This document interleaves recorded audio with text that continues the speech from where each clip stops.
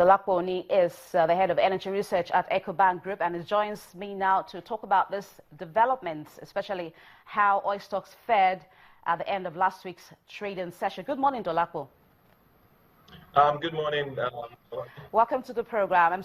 I'm sure you've seen the numbers, especially reactions as to the pipeline vandalism on oil stocks that are quoted on the Nigerian Stock Exchange. Yeah, I mean, considering that the bulk of the stocks on the Nigerian Stock Exchange are actually downstream stocks, the reaction we're seeing in those stocks is really due to the more due to the FX issue, the forex policy, that we're still not quite sure how it's going to work yet. And I think it's clear that those companies are still having difficulties in sourcing adequate FX. So I think some of that was that. Some of the reaction we saw for those downstream stocks was for that reason. But again, like you said, the upstream stocks, the likes of Seplat, Owando, it's really clear that the vandalism in the Niger Delta is taking a toll, and that's also the reaction we're seeing. But for how long do you think we can wait for these FX policy? According to the stories we're getting from the central bank, it will release these modalities, as many people call it, for the policy at the appropriate time. But until then, are we going to continue to see a plunge in the performance of oil stocks? It's possible because, again, that's not a very if you talk to investors generally in Nigeria, it's not one of the sectors that a lot of people have really looked at this year, particularly for investment. So some of the positioning we saw in the last few weeks were really because we thought the FX policy was going to come up, and then that would boost interest in most of the sectors. But clearly, as soon as it's showing that the CBN is not yet ready to release that policy yet, people started dumping the stocks. It's likely to continue up until we have very clear signals regarding where the FX policy is going to stand. Okay, if we take a look at how production has been, that has dropped for obvious reasons. Yeah. But what do you think can be done by the government to ensure that these pipelines are well secured? I mean, I think it's a combination of the two things that they are doing currently. I know there's some level of discussion going on with the communities, with the region, and I think that has to continue. They have to deepen it, get as many communities involved, as many people from those communities involved as possible. Let's get to the roots of the issue.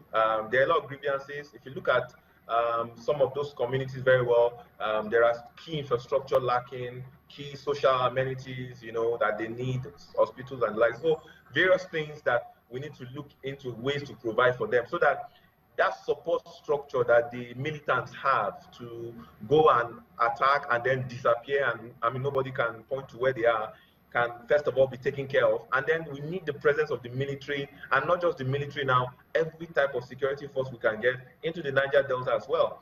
It may not be physically possible for us to, guard all 17,000 plus kilometers of pipelines in the Niger Delta, but we can at least ensure that once we have the communities on the side, the little we can deploy our own security personnel to do, the communities can take over the rest. But do you think that if the security personnel are actually withdrawn from that area, would that reduce these activities of vandalism? Definitely not. I don't think they should be withdrawn. Maybe they should follow a different approach than what they are doing currently. I think there's a lot of innocent people that might be suffering a few backlash from what they are doing currently, but they still need to be present in the region. That security is very important for the oil companies to be able to continue their production. And don't forget, a lot of the Nigerian independents are affected by this pipeline that have been taken offline. Focados is a major pipeline system for many of the local independents, so it's affecting their ability to produce, and then that affects workers and affects the economy at large. So it's important for security to be increased in the region. Now, this is coming at a very bad time, because this is one time that the federal government has kick-started the cleanup of oil spills, especially in Imoukhuede, which is part of the Niger Delta. Now, with this oil pipeline vandalism ongoing, how would that affect efforts by the government to clean up the area? Yeah, well, Ogoni is really, Ogoni is far away there in River State, not so close to Delta, where the bulk of the attacks by the Niger Delta Avengers have been. But I think it's important for what the government has started in Ogoni is very key. Ogoni is also an oil-producing region, but it hasn't really pumped any oil in the last, I think it's about 23 years now that they've last pumped oil in Ogoni, in the Ogoni land area.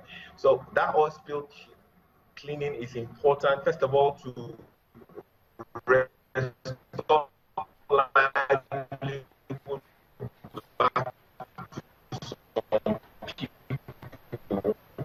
Okay, seems to have lost Dolapo Oni there, the head of energy research at EcoBank Group, talking about the challenges of ensuring security at the Niger Delta in view of recent pipeline vandalism in the area. Okay, the two-day, that's a top story for you on this morning, the two-day stakeholders forum on the Nigerian capital market, which has as the theme, realizing the full potential of the Nigerian economy through proactive capital market legislation is expected to be underway anytime from now. That event is to be declared opened by the Vice President, Professor Yemi Oshibajo, when that event starts. And after the break, I will be talking to the Director General of the Securities and Exchange Commission, Mr. Manu Guazo, as he talks to us about the essence of this conference. We'll be right back.